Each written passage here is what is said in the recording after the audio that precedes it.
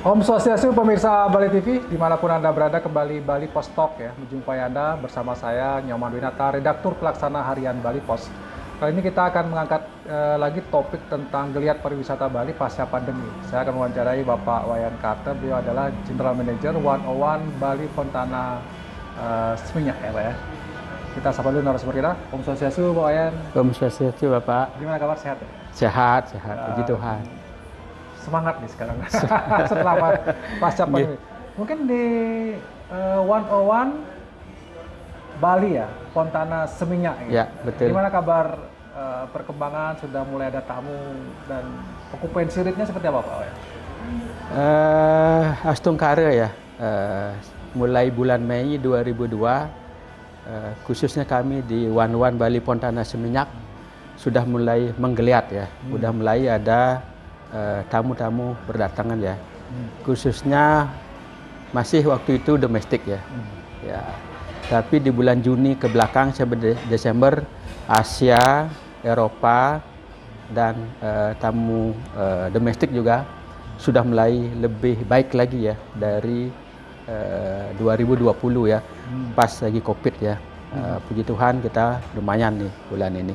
Sampai akhir tahun kemarin okupansi kita ya, hunian kita itu mencapai lebih dari 80% year to date-nya ya. Oke, sudah mulailah cukup baik ya, sudah mulai. Namun kalau lihat dari rate-nya masih mulai pelan-pelan naik ya. Oke. Okupansi rate-nya, tingkat huniannya sudah hampir rata-rata di atas 80% Pak ya. Iya, tapi rate artinya harga jualnya masih belum normal. Ya, belum begitu normal. Ini sudah mulai mendekati. Sudah mulai mendekati sekarang. Sudah mulai mendekati. Ya, mudah-mudahan nanti 2023 ini lebih baik lagi dari. Sebenarnya kalau kita bicara tentang rate yang kalau mau menuju normal lah katakanlah seperti sebelum pandemi, faktor apa yang mempengaruhi sebenarnya? Apakah kedatangan wisatawannya, kedatangan tamunya, atau tingkat persaingan atau apa sebenarnya? Dua hal ini yang berpengaruh ya. Satu, tingkat persaingan di antara hotel. Kedua adalah kedatangan. Ya, saat ini kan belum begitu normal ya. Kedatangan luar negeri ya, khususnya tamu-tamu China itu belum begitu normal ya. Belum begitu normal karena tahun-tahun sebelumnya Cina itu nomor 2 setelah domestik ya. Nah, sekarang ini Cina kan baru buka ya, baru mulai sedikit mulai masuk ke kita ya. Itu pun yang masuk masih FIT ya, belum yang rombongan atau grup, belum ada yang datang ya sampai saat ini ya. Mudah-mudahan setelah Chinese New Year ini mereka bisa kunjungi kita lagi seperti tahun-tahun sebelumnya.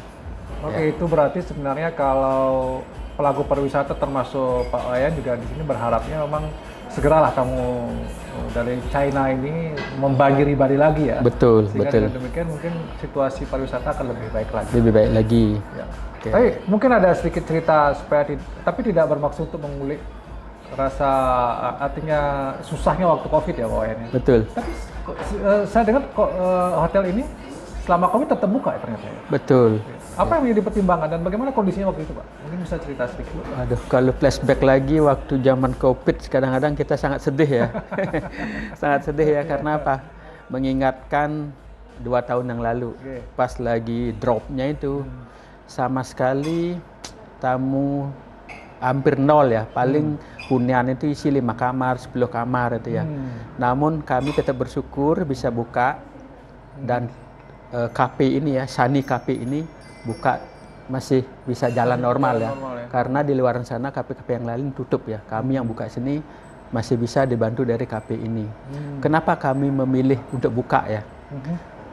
Satu, kalau kami tutup memang dari segi kos kami akan ringan ya. Tapi dari segi bangunan ya kan perlu perawatan ya. Kalau bangunan kosong, tidak dirawat, tidak dibersihkan, makanya akan jadi rusak ya.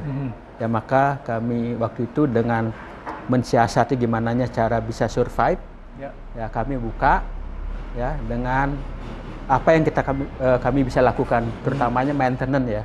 Ya, dengan harapan kalau udah keadaan mulai membaik, kami ready untuk menerima tamu. Ya, akhirnya memang terbukti teman-teman yang lain ketutup, mereka recover lebih lama. Dan kami waktu itu udah ready untuk menerima tamu. Begitu dibuka gerbang gate, orang tamu-tamu datang dengan lebih leluasa. Ya. One spontananya lebih cepat ya. Ya, lebih langsung cepat merespon langsung ya. Langsunglah kami dapat bisnisnya. Dan strategi itu luar biasa ya. Ya, kami bisa terima bisnis langsung lah. Gitu. Tapi waktu itu memang susah ya Pak ya. Ada yang sampai nggak digaji atau bahkan manajer juga jadi security gitu ya. Betul, waktu itu emang digaji ya, tapi emang kita atur lah. Tetap dapat gaji ya, tapi kita atur lah gimana cara perhitungannya. Ya waktu itu kami terapkan istilahnya multitask. Ya, hari ini jadi waiter, besok jadi penopis, besok lagi bisa jadi security, besok muter-muter untuk bisa kami survive ya. Karena apapun yang kita lakukan agar bisa bertahan lebih lama, ya apapun itu kami harus lakukan. Baik. Ya. Dan itu salah satu strategi bertahan di kondisi yang sangat luar biasa susah ya waktu itu. Betul. Mungkin ini juga menjadi pelajaran penting juga buat stakeholder atau pelaku pariwisata yang lainnya Pak ya ketika menghadapi hal yang sama. Baik, kita bicara tentang oke lah itu masa lalu ya. Masa kini sudah tadi. Nah, yang akan datang kira-kira ada strategi khusus atau kita mulai dari sebenarnya kalau segmen tamu yang paling banyak di hotel ini apa, kemudian ada tidak yang segmen-segmen baru yang mulai digarap ya, mulai dengan promosi-promosi seperti apa Pak? Iya. Saat ini kami tetap maintain dulu yang domestik ya. Domestik tetap kami maintain karena hampir 70% adalah customer kami dari domestik. Di samping itu kami saat ini sudah melakukan promosi baik ke domestik, internasional juga kami lakukan promosi. Bulan kemarin Januari kami telah melakukan sales call ya ke Vietnam ya, ke Ho Chi Minh ya. Ho Chi Minh ya. Untuk mempromosikan properti kami ya dengan customer.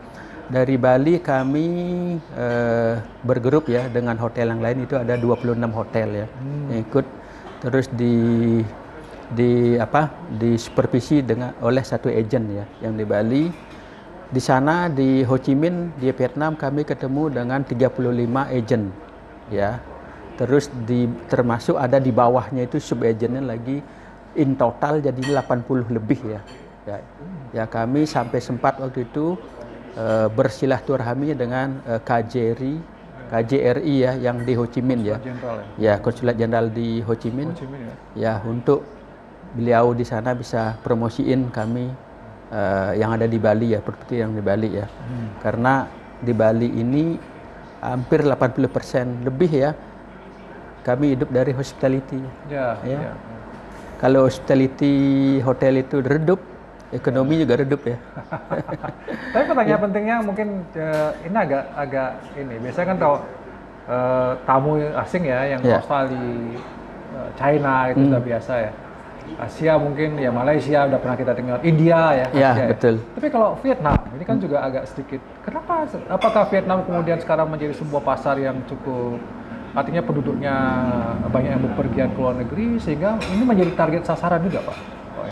Ya, kalau kita lihat dari tren yang sudah lewat ya, karena mereka yang paling datang pertama. Ya, mereka yang paling datang pertama. Setelah itu baru disusul dengan Australia ya. Australia juga udah. Ya, mereka datangnya bergrup. Di samping bergrup di samping FIT ya. Karena kami kan perlu volume dulu ya. Nah, kami perlu volume, nantinya grupnya kita ambil. Ya, itu. Artinya memang warga Vietnam memang sudah banyak yang bepergian keluar negeri, termasuk juga Bali. Iya, betul. Dan Bali menjadi salah satu favoritnya bagi orang Vietnam ya? Karena di Bali itu kan banyak destinasi baru ya. Ya, sebelum dulu belum ada namanya pantai Pantai Melasti, belum ada dulu. Udah ada tapi belum tertata. Sekarang udah bagus. Terus pedang-pedang kalau di sana di Pecatu ya, itu sekarang udah bagus tertata ya. Dulu kan sekarang udah tertata semua lah. Destinasi-destinasi yang sekarang ada di Bali udah cukup bagus ya, karena ada celah 2 tahun kemarin untuk berbenah Sekarang kalau kemana udah lumayan bersih, udah rapi sekarang, udah bagus sekarang. Jadi itu yang menjadi daya tarik juga ya bagi Ya, betul. bagi warga Vietnam atau turis-turis dari Vietnam untuk datang ke Bali. Ya. Pak. Tapi kalau kita bicara tentang dominannya di hotel ini yang paling banyak mungkin sejak sebelum pandemi ya. Target pasarnya yang mana paling dominan Pak? Yang sebelum pandemi itu nomor 1 China. China ya? Ya, China, Korea itu ya hampir itu. Itu yang sebelum Covid ya. Itu yang masih mendominasi ya Bali ya waktu itu. Ya saat ini mereka belum ya, mudah-mudahan cepat pulih ya. Tapi dari Eropa ada Pak? Eropa kami ada, lumayan. Itu saat ini dia di ranking 3 dia Eropa, di tempat kami. Ya. Tapi berarti dirindukan juga ya nanti kalau tamu dari China ini segera Betul, datang ya. Supaya, betul. Kalau Korea masih belum juga Pak ya? Korea juga belum sudah ada datang tapi belum maksimal ya. Masih yang perorangan FIT ya, grupnya belum datang.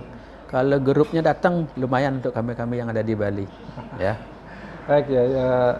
Tapi kalau kita bicara tentang bagaimana ke depan di tahun 2023 nih, ya Pak Wayan kan sudah cukup lama ya di perhotelan di Bali ini. Melihat prospek ke depan untuk pariwisata Bali optimis atau gimana Pak? Karena kan kita tahu nih selama ini dengar-dengar mau ada krisis ekonomi global lah, ini juga akan mempengaruhi pariwisata Bali, agak gelap juga katanya kondisi. Yeah. Tapi kalau Pak Wayan melihatnya gimana Pak? Gejala-gejala yang sekarang kalau diprospekkan ke depan, optimiskah atau pesimis? Ya, kalau kami di hospitality khususnya ya sangat optimis ya, sangat optimis ya. Kalau melihat dari tren yang dari Mei tahun lalu sampai Desember closing kemarin, kami sangat optimis. Ya ke depan bisnis tourism akan lebih baik lagi ya. Mudah-mudahan dari government ya, dari khususnya dari Kementerian Pariwisata bisa support kami. Ya paling enggak dibantu untuk promosi-promosi, khususnya untuk kami yang ada di Bali, agar kedepannya tourism lebih stabil ya. Karena kemarin 2019 terakhir, 2020 yang sangat terpuruk, 2021 sedikit naik sedikit.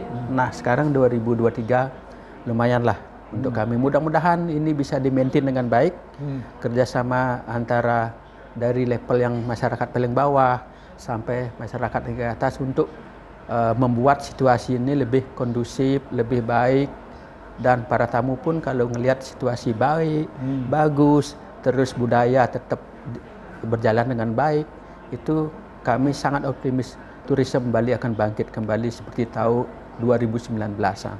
Ya. Negara dan Bali tetap tempat yang favorit ya Pak ya? Betul, bagi paling wisatawan. ya. Ya, booking-bookingan dari luar untuk next 2-3 bulan ke depan sudah ada Pak ya?